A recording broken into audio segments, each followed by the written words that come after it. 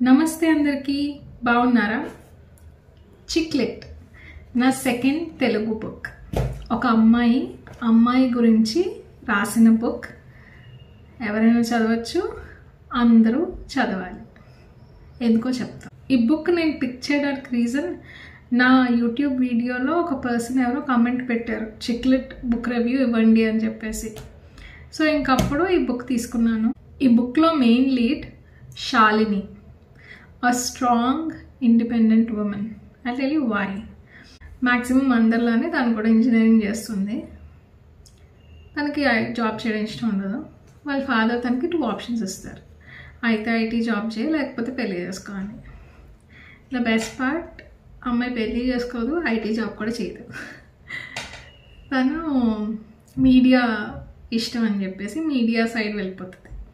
నాకు ఈ పార్ట్ చదువుతున్నప్పుడు, అంటే అమ్మాయి ఎప్పుడైతే తన కెరియర్ తను చూస్ చేసుకొని వెళ్ళిపోయిందో, నాకు ఇమ్మీడియట్గా యాక్టర్ సత్యదేవ్ ఉన్నారు కదా, సో తను గుర్తొచ్చారన్నమాట.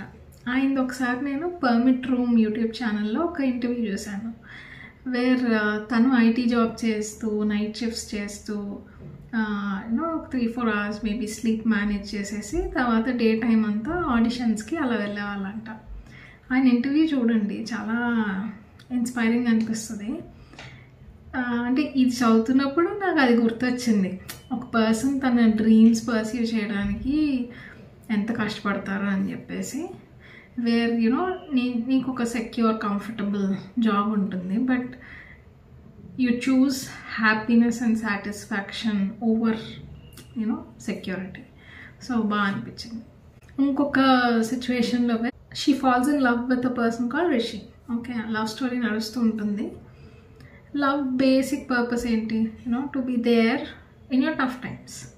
ఓకే, సో అమ్మాయికి ఒక ఇన్సిడెంట్ అప్పుడు తను రియలైజ్ అవుతుంది, okay this person is not going to be there, నాకు కష్టం వచ్చినప్పుడు ఈ మనిషి ఉండడు అని తను రియలైజ్ అయిపోతుంది. రియలైజ్ అయిపోయి I tell you the beauty. Okay,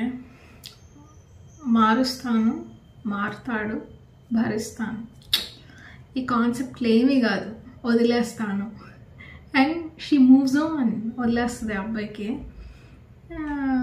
నాకు బాగా అనిపించింది. రీసెంట్గా we have seen incidents wear అమ్మాయిని కాల్ చేశారు. We have seen that incident, right? Suicide చేసుకున్న ఇన్సిడెంట్. అంత ఎక్స్ట్రీమ్ వరకు అసలు ఎందుకు ఉంటున్నారు నాకు అలా ఉండవు, నాకు అర్థం కాదు. అండ్ నాకు ఇంకొకటి అనిపిస్తుంది, వేర్ అంటే ఎవరైతే మర్డర్ చేశారో, ఎవరి వల్ల అయితే అమ్మాయి సూసైడ్ చేసుకోవాల్సి వచ్చిందో వాళ్ళని శిక్షించడంతో పాటు I think it's high time పేరెంట్స్ని కూడా జైల్లో వేసేస్తే మంచిది. బికాస్ చాలా పేరెంట్స్కి తెలుసు వాళ్ళ పిల్లలతో ఇలా జరుగుతుందని, అయినా వాళ్ళు సినిమా చూస్తుంటారు. నాకు అసలు నీకు తెలుసు కదా నీ చైల్డ్ సఫర్ అవుతుందని, నువ్వు చేయాల్సిన పని ఏంటి? సినిమా చూస్తావు ఏంటి? నీ చైల్డ్ సఫర్ అవుతుంటే చచ్చిపోయాకేమో చంపిస్తారు. ఐ థింక్ లాస్ కొంచెం చేంజ్ అయ్యి పేరెంట్స్ ఆల్రెడీ ఇన్ఫార్మ్డ్ అయితే అబ్యూస్ కోసం, it's high time parents should also be punished. నాకైతే అదే అనిపిస్తుంది. Because when you can't protect your child, you better not have a child. సరేలేండి, ఈ పుస్తకంలో ఈ ఆస్పెక్ట్స్ అన్నీ ఉంటాయి. దాంతోపాటు మర్డర్ మిస్టరీ ఒకటి ఉంటుంది. సో ఎవరు చంపేశారో ఆ పర్సన్ని అని చెప్పేసి ఒక ఇంట్రెస్టింగ్ మర్డర్ మిస్టరీ నడుస్తుంది. ఈరోజు జరిగే వేరే other issues like body shaming, inequality, వేరే అన్నిటిని టచ్ చేస్తుంది అన్నమాట. బేసిక్గా ఈ పుస్తకంలో అన్ని నిజాలు ఉంటాయి. అండ్ యాజ్ యూజువల్ నిజాలు ఇస్ పెయిన్ఫుల్ కదా. సో బుక్ అనేది కొంచెం serious బుక్కే.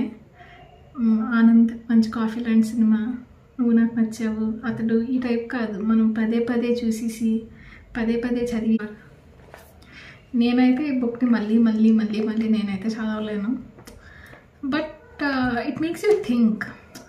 I would really suggest people, కుదిరితే చదవాలని ఉంటే మాత్రం ఖచ్చితంగా ఒక్కసారి చదవండి. బికాస్ యూ నెవర్ నో, అంటే నీకు ఏ ఆర్ట్ ఫామ్ నిన్ను ఎలా ఇన్స్పైర్ చేస్తుంది అనేది నీకు తెలియదు.